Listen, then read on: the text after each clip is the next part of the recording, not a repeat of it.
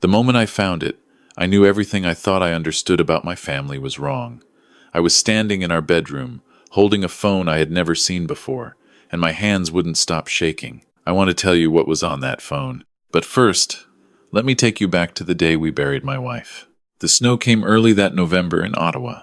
It always does along the Ottawa River, but that year it felt personal, like the sky itself had decided to mourn. I stood at the graveside in Beechwood Cemetery, my hand resting on Lily's small shoulder. She was 6 years old and wearing a navy coat that was slightly too big for her. The one Helen had bought 2 sizes up because she always said kids grow so fast you blink and they're gone. That detail hit me somewhere I didn't expect. I couldn't breathe for a moment. Helen's casket was maple wood. She had picked it out herself years ago. One of those conversations couples have and then pretend never happened. Our son Marcus stood 2 feet to my left, his face buried in his scarf, shoulders shaking. He had been crying since we left the church on Elgin Street. Our neighbor, Dorothy Haynes, stood behind me and pressed her gloved hand to my arm. "I'm so sorry, Frank. Whatever you need, I'm just across the street." The accident had happened 11 days earlier, on the Queensway, eastbound, near the Greenboro exit. The police said Helen's car drifted across 2 lanes before hitting the concrete median barrier. The impact killed her almost instantly. The officer who came to the door that evening was kind. He said she wouldn't have suffered. I told myself that mattered. For the first few days, I made myself believe it. The drive home from Beechwood was quiet, except for Lily asking once if Mommy could see the snow from heaven. I told her yes, I believe I meant it. When we pulled into the driveway on our street in Barhaven, something changed in Marcus. He had been soft and broken all morning, the grief-stricken son. But before I even turned off the engine, his door was open. He was already walking toward the house with that long, purposeful stride he had inherited from nobody in our family. I noticed it the way you notice a small sound in a quiet room. Inside, I settled Lily with her juice and her coloring books at the kitchen table. Then I heard it. Movement upstairs. Fast, deliberate footsteps. I climbed the stairs slowly. The sounds came from Helen's home office, the small room at the end of the hall where she kept her teaching materials, her books, her filing cabinet. The door was open. Marcus was inside with his back to me, pulling folders from the cabinet and stacking them on the desk. His laptop bag was on the floor beside him, already half full of papers. "Marcus," I said it quietly. He spun around. For a fraction of a second, something crossed his face that I had never seen there before. It was gone before I could name it. "Dad." His voice was gentle. "I'm just trying to help sort through things. The estate stuff, you know. The sooner we deal with it, the better. It helps to stay busy. We buried your mother 3 hours ago." He nodded slowly, the sad smile returning. I know, Dad, but sitting still is worse. Trust me. The house, the accounts, the insurance, it's better to get ahead of it." Insurance. I heard the word differently than he intended it.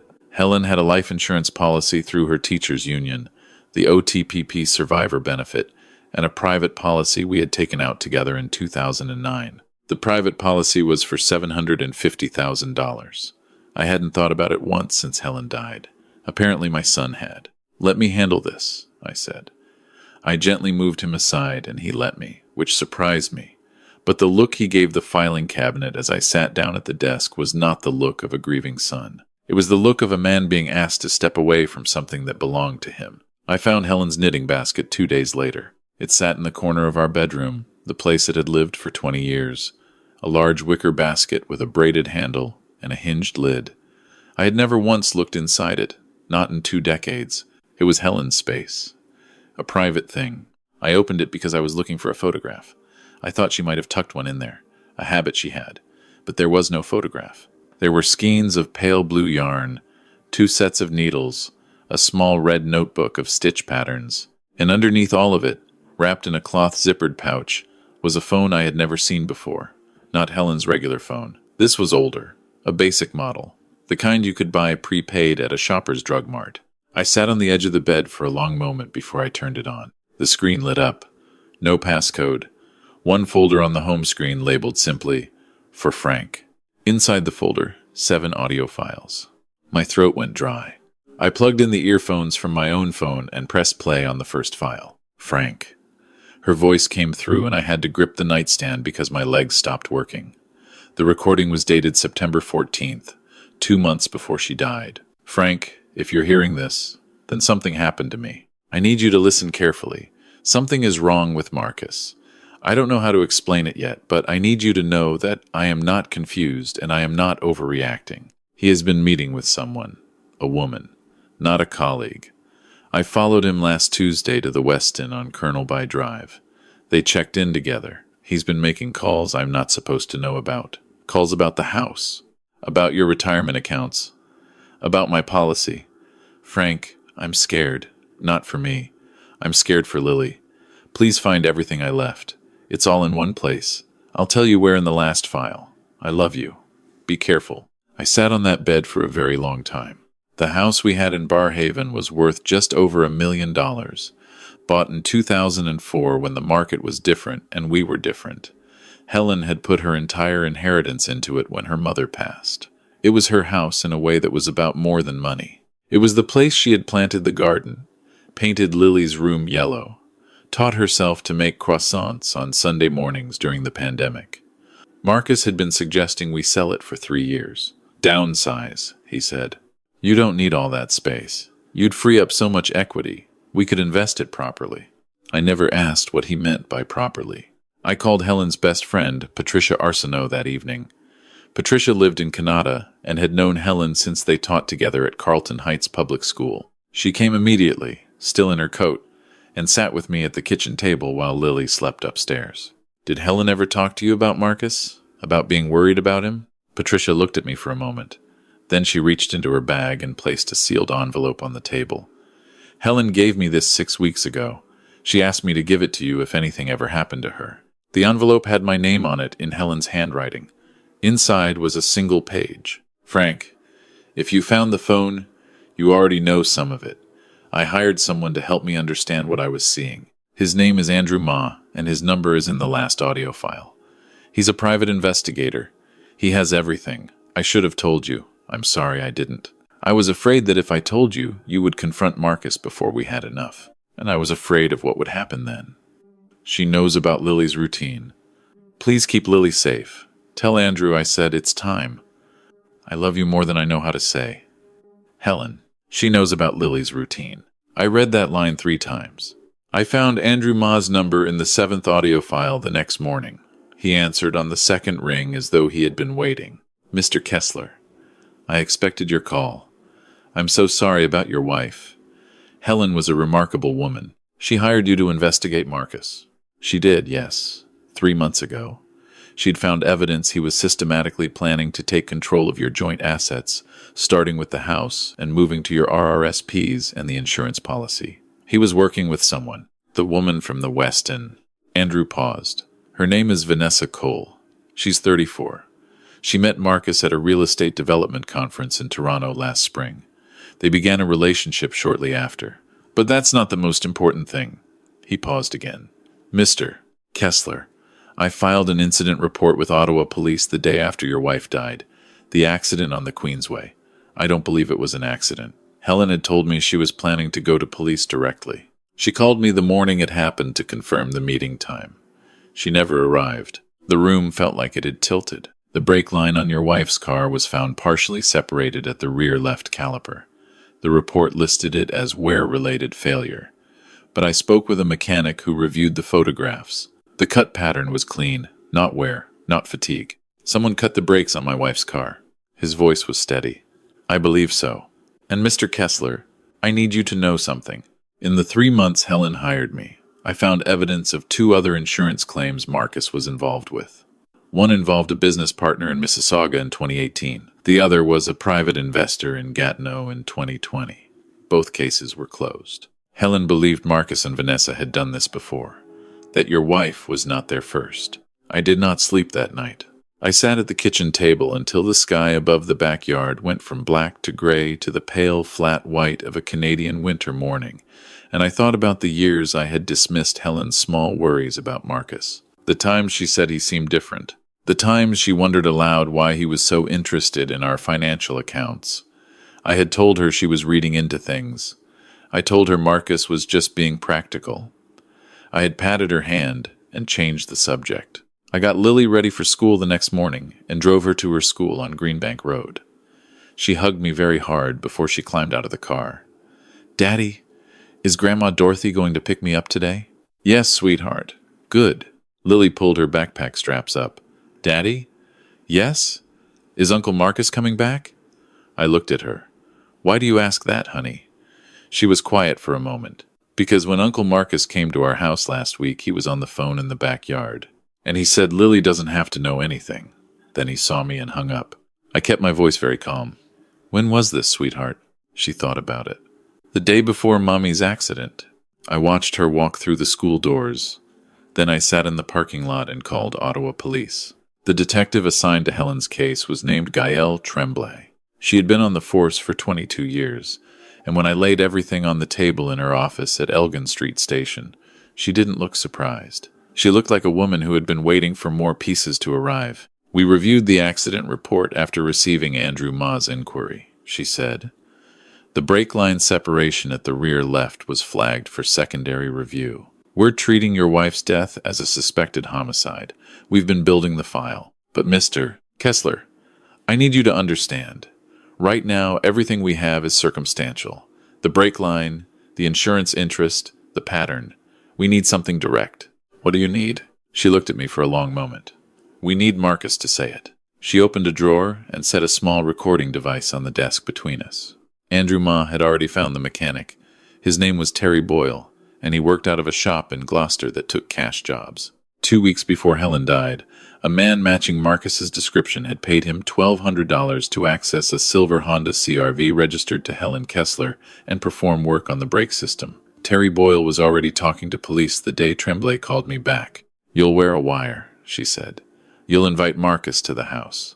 Let him believe you're lost, grieving, overwhelmed.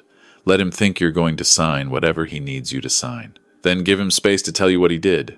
"My son," I said. Tremblay's expression didn't change. "Your wife?" she said. "I texted Marcus that evening. I think you were right. I can't stay in this house. I'm ready to talk about next steps." He replied within 4 minutes. "That's the right call, Dad. I'll come by Thursday at 7. He thought I was surrendering. The afternoon before Marcus arrived, I sat in Tremblay's office while a technician attached the recording equipment beneath my flannel shirt. The wire was smaller than anything I expected, lighter than a toonie. "Don't push him," Tremblay said. "Let him do the work. He's confident right now. Confident people like to explain themselves. Present things slowly. Give him room. What if Vanessa comes? Then we move immediately. We'll have 2 officers parked on your street. Your code phrase if things become dangerous is, 'Helen would understand.' Say those words and we're inside in 60 seconds. I thought of Lily asleep at Dorothy's house across the road. I had told her I had a work call with someone from the pension board. She had accepted this without question because I had never once given her a reason not to trust me. She trusted me. I looked at the recorder. Helen had trusted me too, and I had not listened soon enough. Marcus arrived at 7:03. He was wearing a wool coat from a brand I didn't recognize, dark trousers, leather boots. He looked like a man who had recently come into money or expected to. He sat in the armchair across from me and immediately placed his phone face down on the armrest, which he had never done before. "I appreciate you being open to this, Dad. I know it hasn't been easy." I kept my voice very quiet. "Tell me about Vanessa." The shift was small but unmistakable, a tightening around his eyes. "Where did you hear that name? From your mother?" He was quiet for a moment. He recalibrated. "Mom didn't know anything about Vanessa. She knew you were at the Westin with her on a Tuesday in September. She followed you." His jaw tightened. "That's ridiculous." I pulled out Andrew Ma's report and set it on the coffee table. "She hired a private investigator. I have photographs, bank records, phone logs." Marcus looked at the folder. He did not touch it. His expression moved through several things very quickly and landed somewhere cold and flat. "She had no right to do that. She was your mother. She was protecting her family." He stood up. "I don't know what she told some random investigator, but there's nothing illegal about my relationship with Vanessa. We're adults." I picked up the folder and opened it slowly. "The mechanic's name is Terry Boyle. He worked out of a shop in Gloucester. He's already spoken to Ottawa police. He identified you from a photograph." The color left Marcus's face. I continued. Your mother was tested as part of the autopsy. They found lorazepam in her system, a high dose. She had no prescription. The medical examiner believes it was administered to her without her knowledge before she drove. He paused. She was drugged before she got into that car, Marcus. His hands were shaking now, very slightly, down at his sides where he thought I wouldn't notice. The coffee, I said. She wrote me a letter. She noticed the coffee tasted different that morning, but she drank it because she didn't want to alarm you. She knew something was wrong, and she still got in her car because she was trying to get to the police in time to stop whatever you had planned. Marcus sat back down heavily. His voice, when it came, was barely above a whisper. You don't understand what you're talking about. Tell me what I don't understand. He pressed his hands together. He looked at the floor. His shoulders rounded in that way I remembered from when he was 12 years old and had broken the living room window with a hockey puck and came inside and sat exactly like that, waiting for consequence. She was going to ruin everything, he said finally. Ruin what? He looked up. Do you have any idea how much this house is worth right now in this market? He said it like the number was a kind of justice. Do you know what your RRSP is sitting at? What the insurance payout adds up to? We're talking almost $2 million, Dad. $2 million. Sitting there doing nothing while you two lived in the same suburb you've been in for 20 years, drinking Tim Hortons and watching the news. And that made it acceptable. He shook his head. Vanessa has connections. Development connections. We had a plan. Clean, simple. You sell the house, you move somewhere smaller, you're happier. The money gets invested properly, and in 5 years it's worth 3 times what it is now. Mom was going to blow the whole thing up because she found some photos and decided to play detective instead of just talking to me like an adult. She tried to talk to you. She told me she tried. Marcus said nothing. She also found out about the couple in Mississauga, I said, and the investor in Gatineau. The silence between us was very loud. I'm sorry, his voice cracked. It wasn't supposed to go this far. I swear to you it wasn't. Vanessa said the car would barely work properly, that Mom would notice and pull over, that she'd be fine. She'd just come home shaken up and then we could all sit down and have a rational conversation, and she died, Marcus. My voice was very quiet and very even. She died. Because of the brakes you had cut and the drug you put in her coffee. It was Vanessa. He said it fast, leaning forward. It was Vanessa who organized the mechanic, who said it would be safe. I didn't know how far she intended to go. You have to believe that. Dad, I never wanted, but you knew about the brakes. Before she drove, he closed his eyes, and you let her kiss Lily goodbye and get in the car anyway. He didn't answer. The front door opened. I had not heard a car. Vanessa Cole was 34 years old, and she stood in the hallway of my home as though she owned the floors she was standing on. She looked at Marcus first and then at me, and whatever she saw in my face told her immediately that the conversation was not what she had expected. What's going on? She said flatly. Marcus, what did you tell him? The truth, he said weakly. Her expression did not change. She took 2 steps into the living room, and I said clearly, as though I were simply making an observation, Helen would understand. Vanessa's eyes narrowed. The front door came off its frame. Officers moved through my living room in seconds. Vanessa turned toward the hallway and made it 3 steps before an officer caught her arm. Marcus stood up from the armchair and then stopped, looking at me, and I made myself look back at him. He was crying. Genuine tears this time. I could tell the difference now. Dad, please. I stood up. I walked to the hallway and I did not look back. Outside, the street was lit by the blue and red of 2 Ottawa police cruisers. Dorothy Haynes stood at the edge of her driveway in her housecoat, hand over her mouth. Neighbors watched from their windows, the quiet Canadian kind of watching. Curtains moved just slightly. Tremblay came up beside me. We have everything, every word. She put her hand briefly on my shoulder. Your wife did good work, Mr. Kessler. She gathered everything we needed, and she kept it safe. It's enough. Marcus and Vanessa were charged the following week. Marcus with conspiracy to commit murder, criminal negligence causing death, and fraud over $5,000 related to the insurance policy. Vanessa Cole was charged with first-degree murder, conspiracy, and 2 additional counts related to the Mississauga and Gatineau cases that Andrew Ma had documented and that Ottawa police had shared with Peel Regional and Sûreté du Québec. The investigative record was long. Terry Boyle, the mechanic, pled guilty to criminal negligence, causing death, and agreed to testify against both. He received a sentence of 9 years. At his hearing, he said he was sorry. He said it toward me, and I nodded once, which was everything I had. Vanessa Cole's trial ran 4 weeks at the Ottawa courthouse on Elgin Street. The evidence was comprehensive: financial records, phone logs, the recordings from my living room, Terry Boyle's testimony, Andrew Ma's surveillance files. The prosecutor, a quiet and very precise man named Michel Ouellet, walked the jury through each piece without drama, the way you explain something complicated to someone you trust to understand. The jury deliberated for 2 days. Guilty on all counts.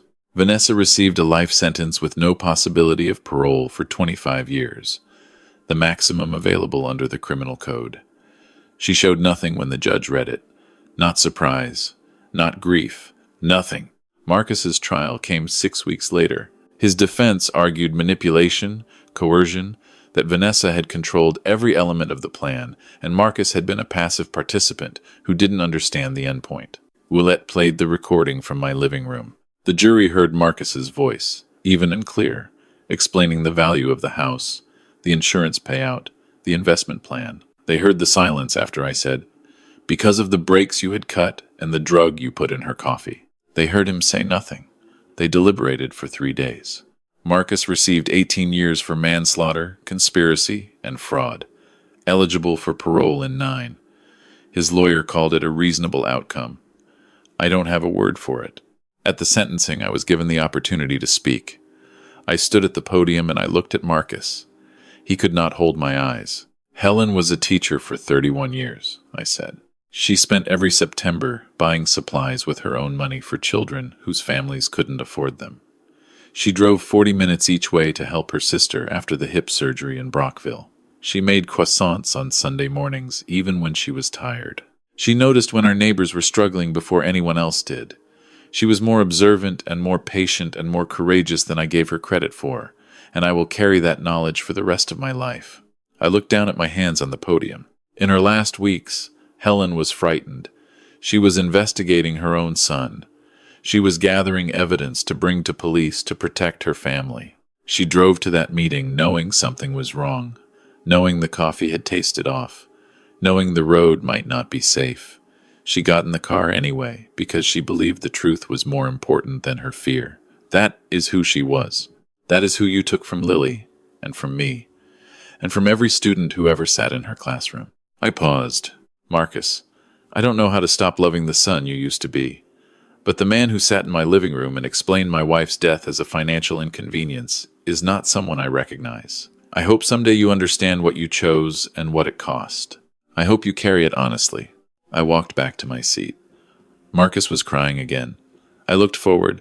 14 months later, Lily and I moved into a smaller house in Manotick, a little south of the city, near the Rideau River. It had a yellow front door, which was Lily's requirement, and a garden space in the back that I promised myself I would plant in the spring. Lily was 7 now, taller.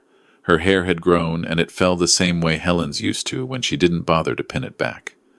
The nightmares had mostly stopped. Her counselor at the Children's Center in Barhaven, a soft-spoken woman named Dr. Fiona Seto, said Lily was processing things remarkably well for her age. "Children are more resilient than we think when they feel safe," she told me. "Your job is to make sure she feels safe." That became my only job. I started a fund in Helen's name through the Ottawa Community Foundation. The Helen Kessler Education Trust provides annual bursaries for students in financial need at Carlton Heights Public School and 2 other schools in the district where Helen had taught. In its first year, the trust supported 11 students. Helen's colleagues organized a fundraising dinner at a Glebe restaurant in October and raised enough to double the fund for the following year. The school principal sent me a card that said, "She is still teaching." Every month a letter arrived from the Correctional Service of Canada facility where Marcus was held, his handwriting on the outside of the envelope, my name, the new address. I kept them in a box in the closet beside Helen's knitting basket. There were 14 letters now. I hadn't opened any of them. One Saturday morning in March, Lily wanted to make her mother's blueberry scones. Helen's recipe was written on an index card tucked into a wooden recipe box on the kitchen counter, the handwriting round and careful in blue pen. We worked together at the counter, Lily measuring the flour, me cutting in the butter the way Helen had shown me, badly, which made Lily laugh. Mom used to say you always use too much butter, she said. She was right. Did you tell her that? I smiled. I told her she was wrong. Lily considered this seriously. That wasn't nice. No, I said. It wasn't. I should have listened more. She thought about this while she stirred the blueberries in. Then, Daddy, do you think she knows we're okay? I looked at her. I thought about the butterfly at the end of Helen's favorite book that she used to read to Lily, about the way certain things arrive at exactly the right moment for reasons you can't explain, about the fact that I had found that phone in the knitting basket instead of leaving it undiscovered, the way a less desperate version of myself might have. I think she does, I said. I think she's been watching the whole time. Lily seemed satisfied. She went back to stirring. Good, she said, because I want her to know the scones turned out really well. We drove to Beechwood Cemetery that afternoon. The March sky was that particular silver gray that happens before the light changes, the kind of afternoon where the season is deciding something. Lily carried a bunch of yellow tulips she had picked herself at the grocery store, which she said was Mom's favorite because yellow was the happiest color. We stood at the headstone. Helen Margaret Kessler, 1961, 2024. Beloved wife, mother, teacher. She gave everything she had, and it was always enough. Hi, Mom. Lily arranged the tulips carefully. We made your scones today. Daddy used too much butter, but they were still good. I knelt and touched Helen's name. Hi, love. We're doing all right. Lily's growing faster than makes any sense. She's learning to skate properly now, not just shuffling around the rink. You would have been at every lesson with your phone out filming. I paused.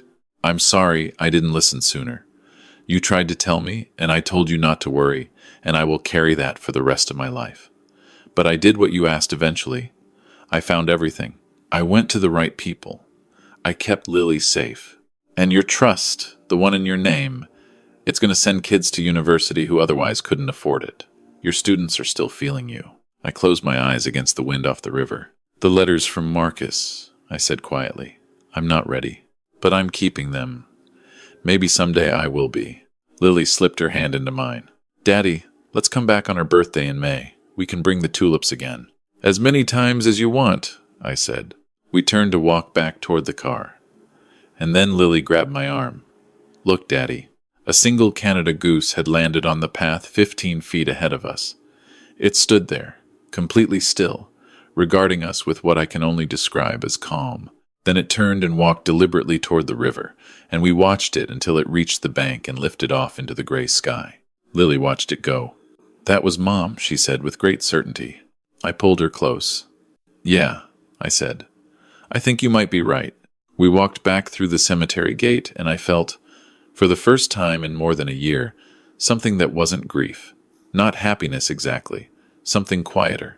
The sense that the worst of it was behind us, and that what remained, a yellow door in Manotick, a recipe on an index card, a child who still laughed even after everything, that what remained was enough to build something real from. Helen had gathered the evidence and hidden it carefully, and left me a path to follow even from the other side of the worst thing that ever happened to us. She had loved me beyond her own fear. She had protected her family until she physically couldn't anymore. I thought about the times I had brushed off her worry, the times I had said she was reading into things, being too anxious, seeing problems where there were none. I think about that more than I think about the trial or the sentencing or any of it. The small, ordinary dismissals, the conversations I ended too soon. If you take anything from what I've told you, let it be this.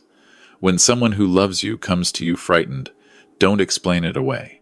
Don't decide you understand their anxiety better than they understand their own instincts. Don't be the person who finds out later what they were trying to tell you. I know how easy it is to think you're being the calm, rational one. I know how comfortable it feels to assume the worst won't happen. Helen's instincts were right every single time, and I was very nearly too late to let them matter. If you're watching from somewhere you've known that particular kind of regret, I see you. If you're the one whose worry keeps getting explained away, I see you too. Please don't stop. Please keep the letters, keep the photos, keep the voice memos, keep telling the people who need to hear it.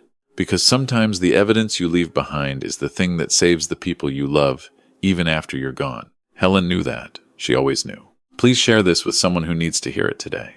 And if it stayed with you, subscribe to tr-sweetrevenge for more true stories about courage, justice, and the families that find their way back to each other. We'll see you in the next one.